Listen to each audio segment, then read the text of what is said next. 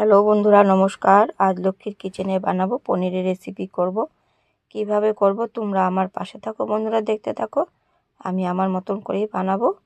যদি শস্য পোস্ত নিয়ে নিয়েছি, কাঁচা লঙ্কা, আদা, টমেটো নিয়েছি। তো শস্য পোস্ত আমি গরম জলে ভিজিয়ে নিয়েছি।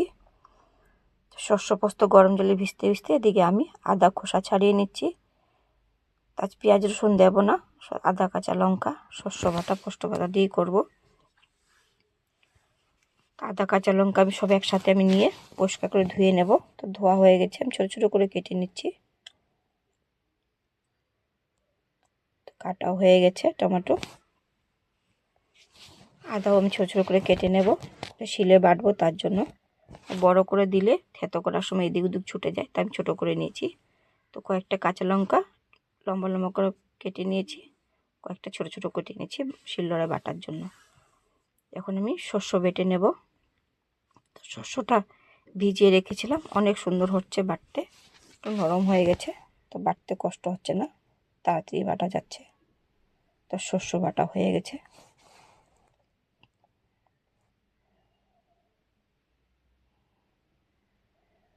পোস্ত বেটে নেব। পোস্ত আমি গরম জলে ভিজিয়ে রেখেছিলাম। তো শিলনোড়ায় বাটলে মিহি হয়ে যায়, আর মিক্সার গ্রাইন্ডার দিলে কী হয়, ছোটো ছোটো না, তো অনেক দানা দানা থেকে যায়। তাই শিলনোড়ায় বাটলে তো পুরো মিহি হয়ে যায়, তাই শিলেই বেটে নিচ্ছি। তো দিয়ে পোস্ত বাটা হয়ে গেছে।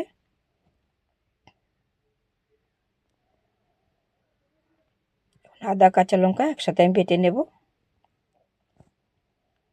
সব কিছু একবারে কেটে বেটে রেডি করে রান্না করতে সুবিধা হয়, তাই আমি সব একবারে আমি রেডি করে নিচ্ছি।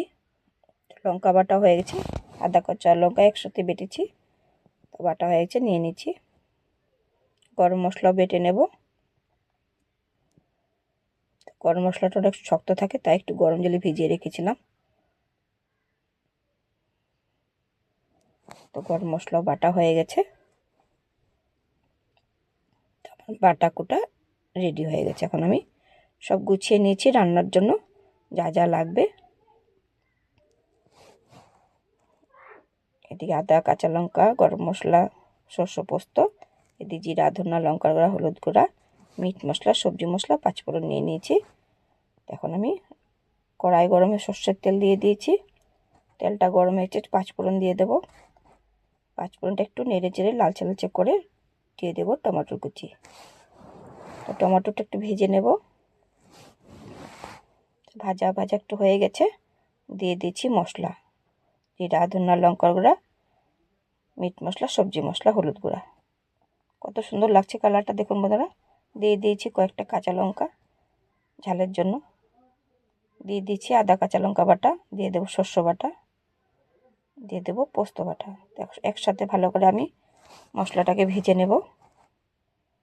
তো পরিমাণ মতো নুন দিয়ে দেবো, তো নেড়ে চেড়ে ভালো করে ভেজে নেব।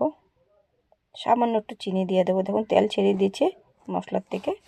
তো ভালো করে ভেজে দিয়ে দেব জল। বেশি ঝোল দেব না, যাতে গ্রেভি গ্রেভি হবে, বেশি ঝোল দিলে ভালো লাগবে না। তো ঝোল ফুটে এসেছে, দিয়ে দিয়েছি পনির। তো আমি কাঁচাই দিয়েছি পনির, ভাজিনি, সবসময় ভেজে খেলেও ভালো লাগে না। তো দিয়ে দিয়েছি গরম মশলা। তো আমার সবজি হয়েই গেছে বন্ধুরা, দেখুন। এখন আমি নামিয়ে নেব। তো কেমন হয়েছে আমার রান্না পনিরের রেসিপি, তোমরা একবার আমাকে কমেন্ট করে জানিও। ইউটিউব বন্ধুরা আমাকে সাবস্ক্রাইব করে দিও, ফেসবুক ইনস্টাগ্রাম বন্ধুরা আমাকে ফলো করে দিও, কমেন্ট করে জানিও। আজ এতখানি রইল বন্ধুরা, বাই বাই, টাটা।